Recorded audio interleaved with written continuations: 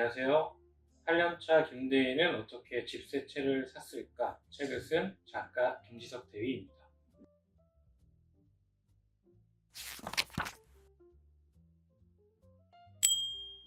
네, 부동산 관심을 가지게 된 거는 지극히 현실적인 이유였습니다. 제가 18년도에 결혼을 했고 이제 신혼을 좀 즐긴 뒤에 아이를 가질 계획이었는데 시간이 지나니까 아이도 생겼고 그러다 보니 정착할 곳을 정해야 됐습니다.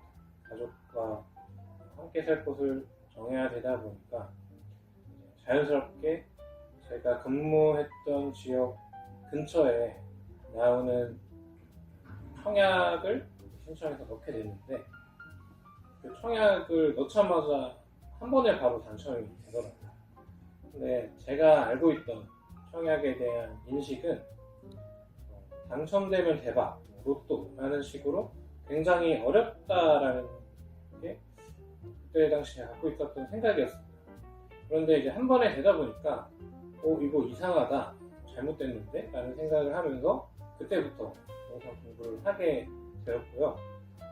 그러면서 공부를 하다 보니 제가 청약 나왔던 지역이 강원도였거든요. 강원도는 하면 안 되겠다라는 결론이 나왔고 그렇게 청약의 기회는 달리고 제가 매매로 취득하게 된 아파트가 인천 검단 신도시에 있는 아파트입니다. 아마 저뿐만 아니라 다른 분들도 그러실 거예요. 현실적으로 내가 어디에 살까를 고민하면서 이제 부동산을 처음 입문하실 텐데 저도 같았습니다.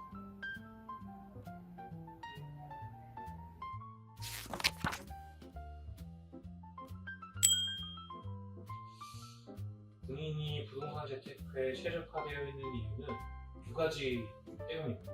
첫 번째는 숙소를 제공받는 것인데요. 군인은 결혼했냐 안 했냐로 기혼자 숙소, 독신자 숙소 두 가지 형태로 숙소를 제공받게 됩니다. 먼저 기혼자 숙소는 군에서 가장 좋은 입지에 있는 군 관사는 용산인데요. 용산에 사는데 필요한 돈이 보증금으로 단돈 1000만 원의 전세를 살 수 있다 보시면 되고, 결혼하지 않은 군인들은 독신자 숙소를 제공을 받게 되는데, 독신자 숙소는 월 4만 원이면 주거를 해결할 수가 있습니다. 저렴한 가격으로 살 수 있다 보니까 사회에 계신 일반인들보다 주거비가 적게 되기 때문에 더 많은 돈을 모아서 부동산 재테크할 수 있는 시드머니 활용할 수 있다라고 생각을 하고요. 두 번째는 공급이 안정적이기 때문입니다. 공급이 안정적이라는 것은 신용이 높다라고 볼 수 있는데, 그 높은 신용을 활용해서 대출을 많이 잘 받을 수 있습니다. 그래서 부동산을 살 때 사실 대출은 필수거든요. 대출을 활용해야지만 투자금을 줄이고 더 좋은 부동산을 취득할 수 있는데, 대출이 용이하다 보니까 군인은 부동산 투자하기에 좋다라고 볼 수 있습니다.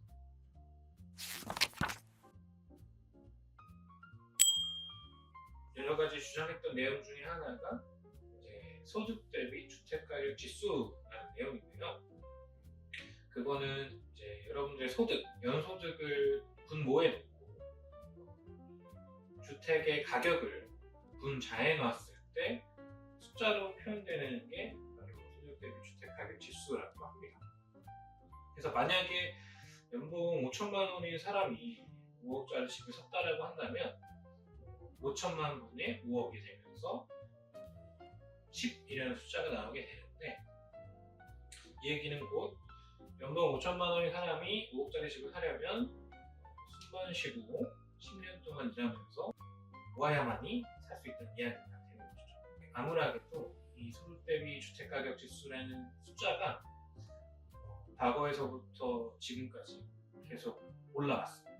숫자가 점점 커졌습니다. 그 얘기는 숨만 쉬고 돈을 모아야 하는 기간이 늘어난다는 것이고, 현실적으로 모든 돈을 현금으로 사는 게 어렵다는 것이라고 해석을 할 수도 있는데요.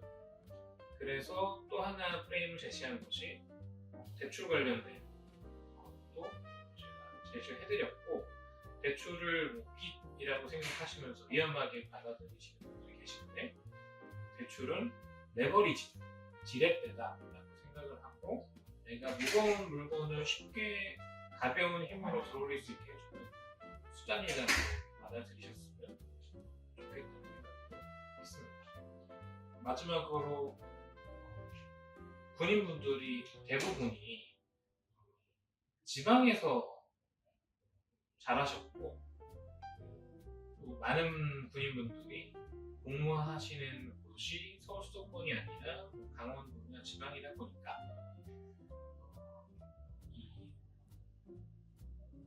결국 자기가 익숙한 곳, 그리고 근무하는 곳 근처에 부동산 투자를 많이 하려고 하시더라고요. 그런데 그건 좀 위험합니다. 왜냐하면 지방은 결국 인구가 줄어들었을 때 선택을 받지 못하는, 수요가 줄어드는 시장일 수밖에 없기 때문에, 인구가 줄고 수요가 적어져도 여전히 수요가 있는 서울 수도권에 해야지 안전하다고 생각을 하기 때문이고요. 그래서 이제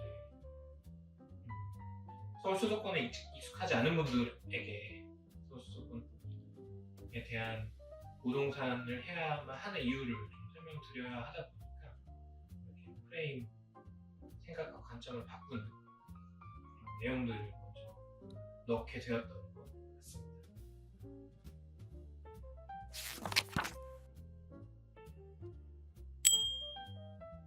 네, 현금을 모아서는 부자가 될 수 없습니다. 왜냐하면 현금은 인플레이션을 피할 수 없기 때문입니다. 많은 분들이 인플레이션이라고 하면은 물가가 상승한다, 물가가 오른다, 뭐 이런 식으로 생각을 하시더라고요. 근데 저는 인플레이션은 그 화폐 가치 하락이라고 생각을 합니다. 예를 들면 과거에 1,000원, 2,000원 했던 짜장면이 지금은 7,000원, 8,000원인데 수치로만 해도 거의 7배 정도의 상승이거든요. 근데 이게 물가가 7배 올랐다라기보다는 화폐 가치가 7배 떨어졌다라고 보는 것이 인플레이션의 올바른 이해 같습니다. 그렇게 생각을 한다면 화폐를 모으고 있는, 현금을 모으고 있는 분들은 절대 부자가 될 수 없습니다. 시간이 지나면 지날수록 들고 있는 화폐의 가치가 하락하기 때문인데요. 그래서 가지고 있는 현금을 최대한 자산의 형태로 옮겨 놓으셔야 되고, 부동산이나 주식과 같이 가치가 계속 상승하는 자산으로서 현금을 바꿔서 모아갔을 때 부자가 될 수 있습니다. 제 책을 보면은 현금을 아이스크림에 비유를 했습니다. 아이스크림을 손에 들고 있으면 녹아 없어지잖아요. 물론 시간은 오래 걸리겠지만 인플레이션이 여러분들의 현금을 녹아 없애기에는 충분하다고 생각합니다. 그래서 여러분들의 아이스크림을 안전하게 보관해줄 냉장고를 꼭 찾으셔야 되고, 그 냉장고가 곧 부동산, 주식과 같은 우상향하는 자산이다 라고 말씀을 드리고 싶습니다.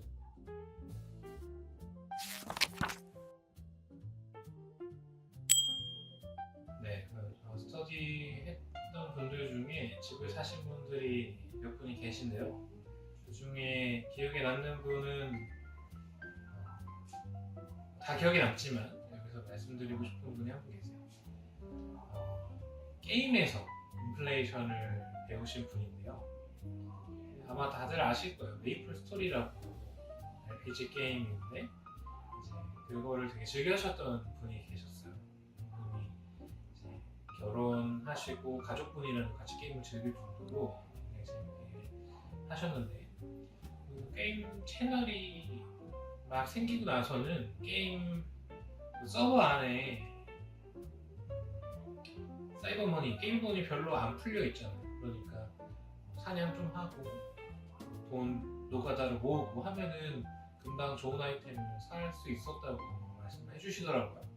그런데 이게 시간이 지나가고 서버에 사이버머니, 게임돈이 많이 풀리고 하니까 인플레이션이 오는 거죠. 게임돈의 화폐 가치가 떨어지기 시작합니다. 그래서 더 이상 레벨업을 하고 캐릭터가 성장하면은 함에도 불구하고 더 좋은 아이템으로 바꿀 수가 없는 거죠. 화폐 가치가 떨어지다 보니 아이템 가격이 엄청나게 상승을 했다고 합니다. 그것 때문에 결국에는 게임을 접으셨다고 해요.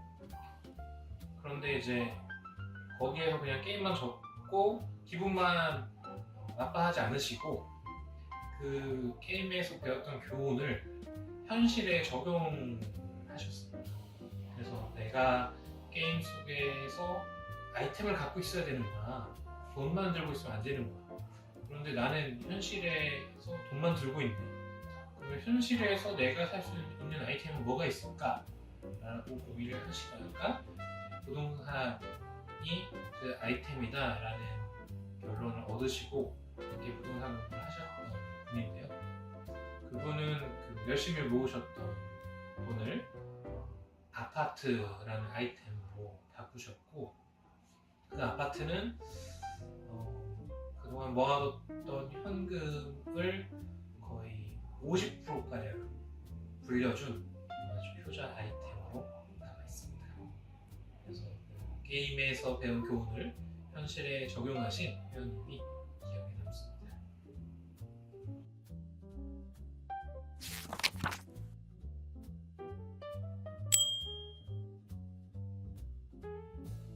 네, 제 책은 아직까지 손에 아이스크림을 쥐고 계신, 현금을 보유하고 계신 분들에게 특히 도움이 될 것 같습니다. 제가 책을 굉장히 쉽게 쓰려고 노력을 했는데요. 왜냐하면 부동산 투자 경험이 없으시고 아직 부동산 중개사무소에도 방문해 보시지 않았던 분들도 계약에서부터 실제 취득까지 하실 수 있도록 하고 싶었기 때문입니다. 그래서 아직 아이스크림을 손에 쥐고 계신 분들이라면 녹아 없어질 때까지 두지 마시고 아이스크림이 안전하게 보관될 수 있는 냉장고를 찾으신 다음에 잘 보관하실 수 있으면 좋겠습니다.